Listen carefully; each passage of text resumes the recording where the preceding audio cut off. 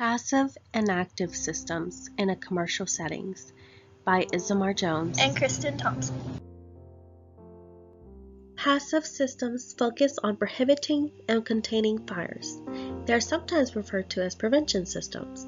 These elements are considered passive because once in place, nothing else can occur for them to be part of the control of the fire. Flame-resistant fibers are materials that have flame resistance built into their chemical structures. A chemical additive in the fiber of treatment on the fabric is used to provide some level of flame retardancy. During a fire, chemically dependent fabrics rely on a chemical reaction to extinguish the flame. Fire dampers. A damper can be installed within the duct or on the outside as the collar fastened to the wall or ceiling. The most common fire damper includes a fusible link on either side of the assembly the duct is penetrating. This fusible link melts during a fire when the area reaches a certain temperature, causing the fire damper to close and seal the duct. Tempered glass is a glazing product used in fire-rated assemblies that are assessed by their ability to stay in place in the event of a fire, resistance to thermal shock in a hose stream test, strength against human contact, and resistant to heat transfer to the unexposed side. Specially tempered glass can receive a 20 or 30-minute fire protection rating, allowing it to be used in 1-hour rated walls. Tempered glass can be used in fairly large sizes because it is typically 6 times stronger than wire glazing. Active systems are considered active because they have to be activated in order to work against a fire.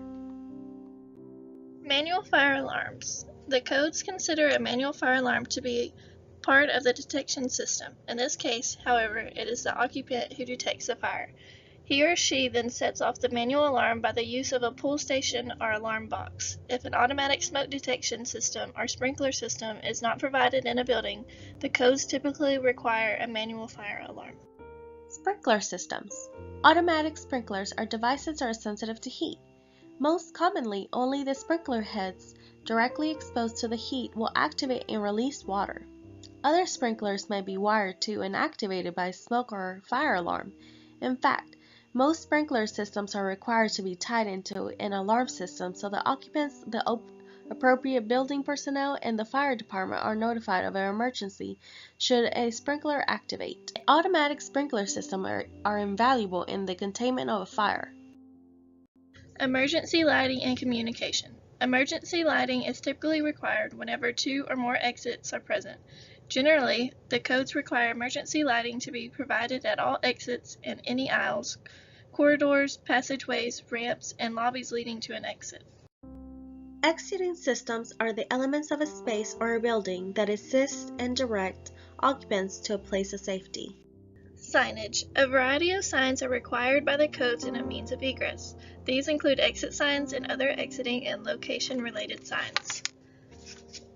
Exit signs are typically required whenever a floor or space has 2 or more exits. They must be installed at the doors of all stairs enclosures, exit passageways, and horizontal exits on every floor. Exit signs are allowed to be externally or internally lit.